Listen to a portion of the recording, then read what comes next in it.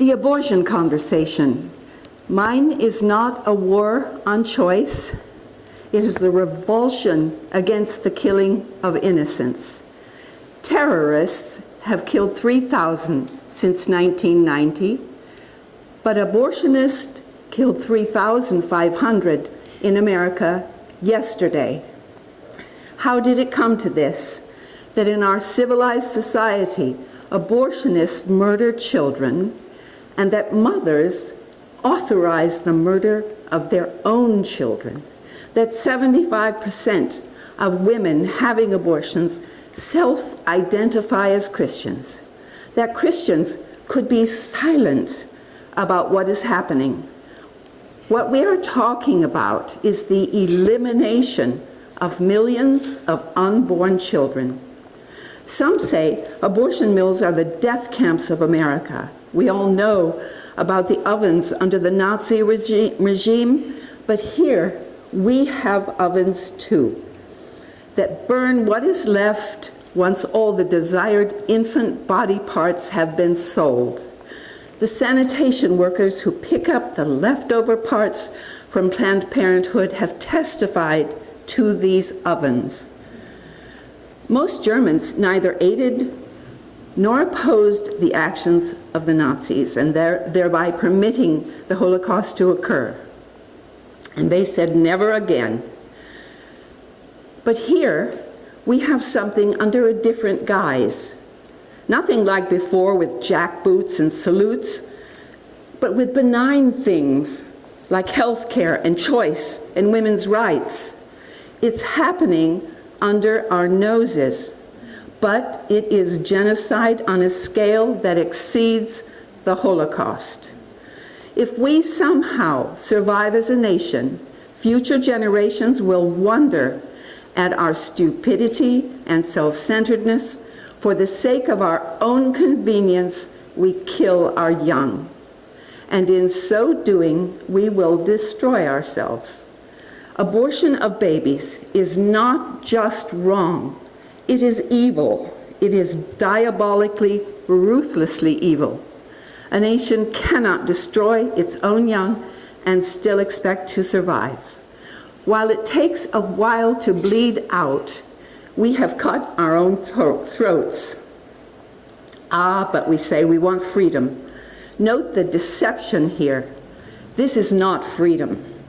This is to be ensnared in one of the most sinister acts of betrayal ever perpetrated by one human being against another. It is to play God.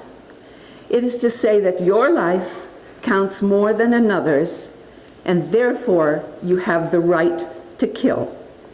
My definition of abortion is stronger people using violent force against weaker people and killing them. It's a worldview that holds you hostage to depravity, and perhaps with that mindset, you lose a bit of your soul as well. Some who call themselves Christians have picked up on the phrase and the thinking, well, who am I to say what a woman can do with her body? The thing is that it's killing, and any support of evil seems to warp us. So much so that any restrictions on baby murder seem to be greeted with near hysteria. We have the power to bless people enormously with the truth surrounding abortion. Our viewpoints are at least partially governed by what we know, and we don't know enough. Once you look into the eyes of this beast and stare it down, you will be changed. Can we have the pastor slogan, please? As one pastor says, he had been very wary and tepid about speaking and acting on abortion. He is now on the front lines. What changed him? And what will, I hope and pray, motivate all of us to stand and be counted? He didn't know enough. And this, by the way, is missions, because we are to tell our neighbors the truth. One advocate said that the most shocking thing he experienced was the lack of response from evangelicals who pretend to be pro-life but will not explore the issue or speak about it. Listen, please, to what former abortionist Dr. Levatino says as he testifies before Congress.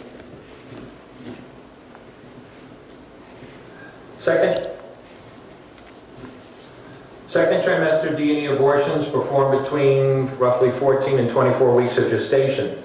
Your patient today is 17 years old. She's 22 weeks pregnant. Her baby is the length of your hand plus a couple of inches. And she's been feeling her baby kick for the last several weeks. She's asleep on an operating room table. You walk into that operating room scrubbed and gowned, and after removing laminaria, you introduce a suction catheter into the uterus. This is a 14 French suction catheter. If she were 12 weeks pregnant or less, basically the width of your hand is smaller, you could basically do the entire procedure with this.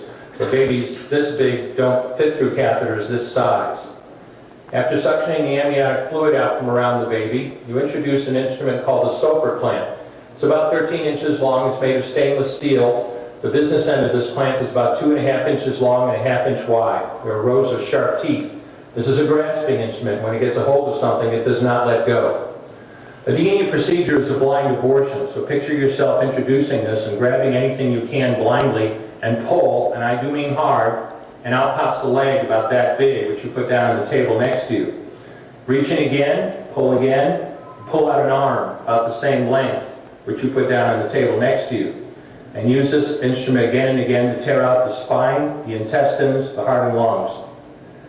Head on the baby that size is about the size of a large plum. Can't see it, but you pretty good idea you've got it if you've got your instrument around something and your fingers are spread about as far as they go. You know you did it right if you crush down on the instrument and white material runs out of the cervix. That was the baby's brains. Then you can pull out skull pieces. You have a day like I had a lot of times. Sometimes the little face comes back and stares back at you. Congratulations, you just successfully performed a second trimester D&E abortion. You just affirmed your right to choose. I did over 1,200 abortions over a 4-year period in private practice, not counting the ones that I did during my training. I met my wife during my first year of training at Albany Medical Center. We got married about a year later and found that we had an infertility problem. After years of failed infertility treatment and several years trying to adopt a child, we were blessed with adopting a little girl 2 months short of my daughter's 6th birthday. She was killed in an auto accident, literally died in her arms in the back of an ambulance. Anyone who has children might think they have some idea of what that feels like, but unless you've been through it yourself, you have no idea whatsoever. I know people find it hard to believe, but what do you do after disaster? You bury your child and then you go back to your life. And I don't remember exactly how long it was after my daughter died that I showed up at Albany Medical Center OR number 9 to perform my first second trimester D&E abortion. I wasn't thinking of it as anything special. This was routine to me. But I reached in, literally pulled out an arm or leg, and got sick. You know, earlier on I described stacking up body parts on the side of the table. It's not to, gross people out, to use a simple term. When you do an abortion, you need to keep inventory. You have to make sure you get 2 arms and 2 legs and all the pieces. If you don't, your patient's going to come back infected, bleeding, or dead. So I soldiered on and finished that abortion. And I know it sounds, as I said, hard for people to believe, but I'm telling you straight up my experience. You know, after over 1,200 abortions, first and second trimester up to 24 weeks, and all the rest of it, and being very dedicated to it. For the first time in my life, I really looked at that pile of body parts on the side of the table. And I didn't see her wonderful right to choose, and I didn't see all the money I just made. All I could see was somebody's son or daughter. And I stopped doing late-term abortions after that, and several months later stopped doing all abortions.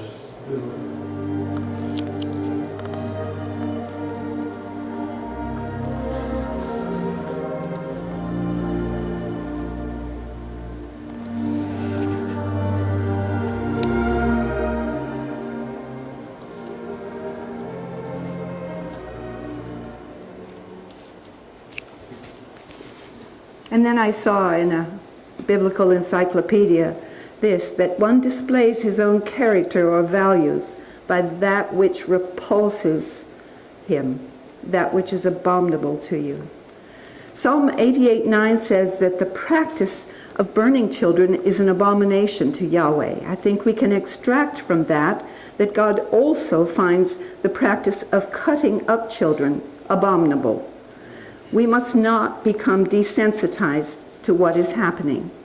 The unthinkable gradually becomes more and more acceptable, hailed as the lesser of two evils, then it's justified, and finally it's called a moral right, and it's normalized. But ultimately, we lose our moral sense of revulsion. Here are a couple points of truth that you could bless other people with, and I assure you that most people are unaware of this.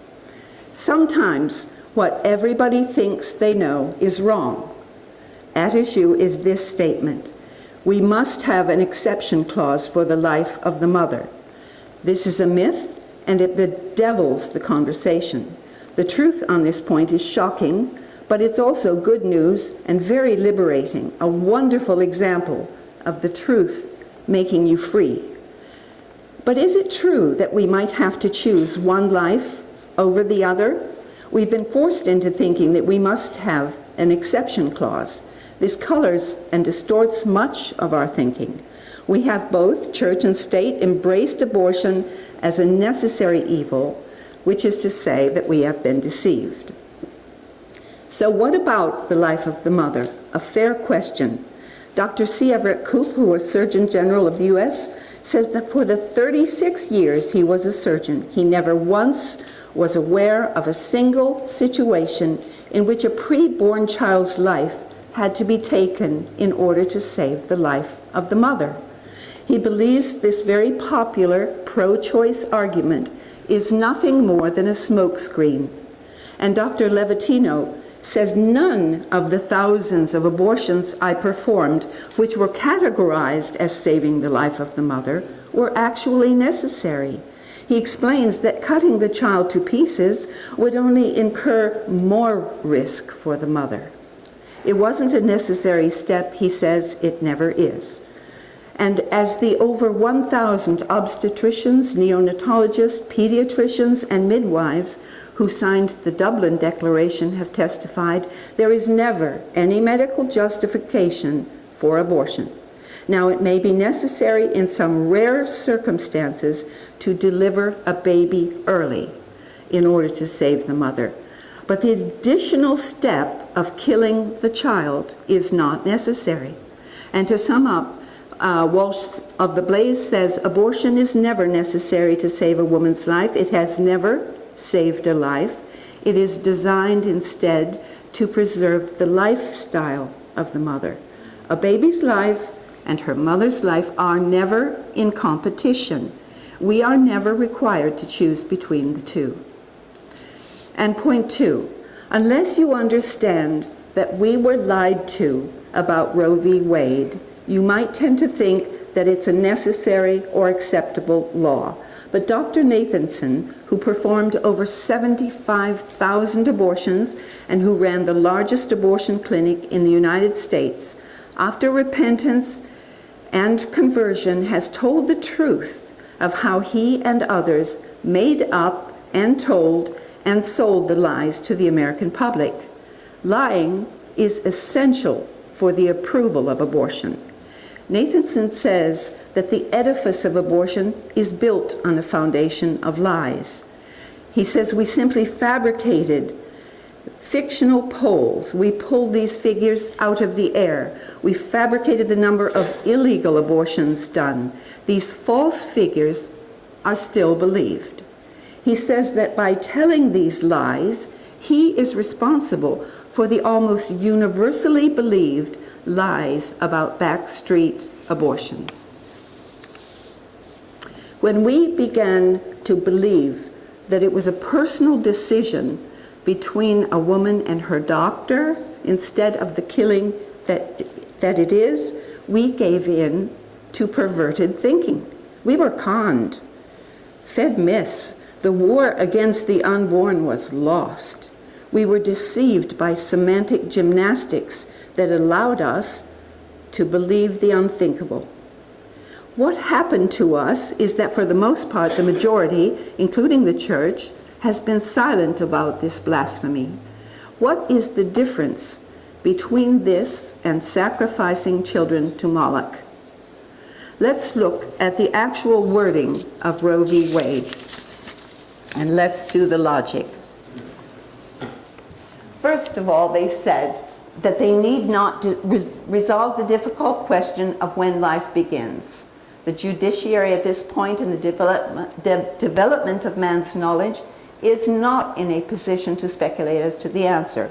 And they then went on. Next, please.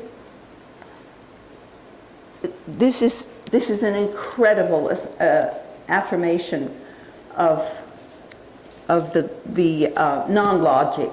If this suggestion of personhood is established, the appellant's case, of course, collapses, for the fetus's right to life is then guaranteed specifically by the 14th Amendment. So they knew back then, and let's remind ourselves of what that 14th Amendment says.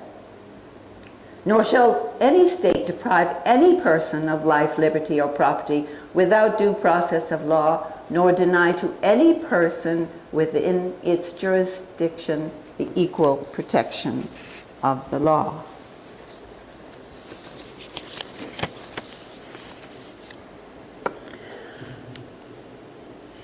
So, in doing the logic, guess what? There is nothing in the Constitution that states that toddlers are persons, or teenagers for that matter. So can we do away with them? And by the way, isn't it interesting how muddled thinking on who is a person and who is not are huge factors, not only in this subject, but in theology. In the case of unborn children, personhood is denied, and in the case of God, it's multiplied. There is no abortion, no argument for abortion that makes sense. This is why I can stand before you 100% pro-life, without apology, without compromise, and without exception. The right to choose is not a valid argument because it fails to take in the content of that choice. It is a brilliantly evil choice of words.